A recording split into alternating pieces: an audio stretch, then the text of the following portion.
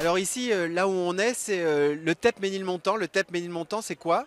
C'est un terrain d'éducation physique au départ, hein, avec un espace vert qui était voué à être bétonné par un projet avec des immeubles tout autour.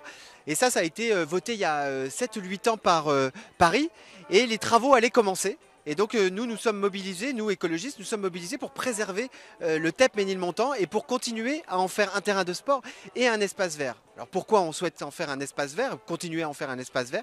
C'est parce qu'aujourd'hui avec l'accélération des dérèglements climatiques, parce qu'aujourd'hui avec la perte de la biodiversité, et puis aussi parce que c'est aussi agréable et sympa d'avoir un jardin dans un espace qui est un espace extrêmement dense, hein. On est dans le 11e arrondissement, qui est un des arrondissements les plus denses du monde. Eh bien, ce qu'on veut, c'est préserver des espaces de pleine terre qui sont des îlots de fraîcheur, qui sont des espaces d'agrément pour les gens, qui sont des espaces aussi réservés pour la biodiversité.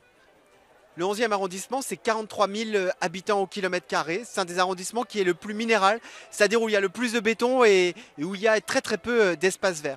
Ici, on est dans un espace qui fait 6 000 mètres carrés. C'est pas un très très grand, mais c'est le dernier qui nous reste dans le 11e arrondissement et qui est un espace aujourd'hui qui est une friche, alors occupée de manière joyeuse et festive et qu'on souhaite continuer à avoir comme un jardin, comme un terrain de sport et comme un terrain ouvert parce qu'on n'en a plus. On n'en a plus. Alors on nous écoutera, d'autant plus qu'il y a une mobilisation. Là, une mobilisation au niveau des collectifs, au niveau associatif, au niveau des militants, des riverains, des riveraines.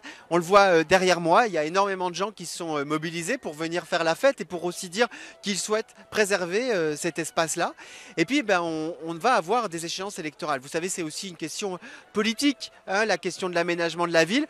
Aujourd'hui, il y a deux choix. Soit on bétonne cet espace. Pourquoi? Pour en faire des logements, pour aussi faire que Paris gagne encore des habitants alors qu'on est plein à craquer comme des œufs. Ou alors, de l'autre côté, eh bien, on souhaite une ville qui respire, une ville avec des espaces verts, une ville où on n'est pas toujours en train de monétiser les espaces, hein. À 10 000 € le mètre carré, vous comprendrez que 6 000 mètres carrés, ça vaut son pesant d'or.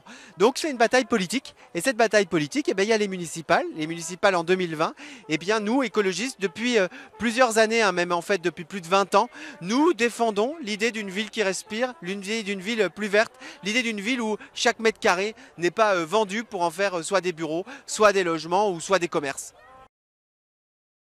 Mais il ne faut pas avoir honte de frapper un grand coup. Nous, aujourd'hui, on est mobilisés cet après-midi auprès des militants, auprès des riverains et des riveraines qui sont juste derrière moi. Mais on est mobilisés depuis 7 ans, depuis 8 ans sur cette question du TEP Ménilmontant. Donc bien sûr, on a envie de donner à voir ce que pourrait être un espace qui est un espace vert. Bien sûr, on a envie de montrer que nous, écologistes, nous défendons une option qui est une option pour la ville, pour Paris, pour sa métropole, c'est-à-dire la préservation des terres agricoles, des terres de la pleine terre, mais aussi pour l'Europe.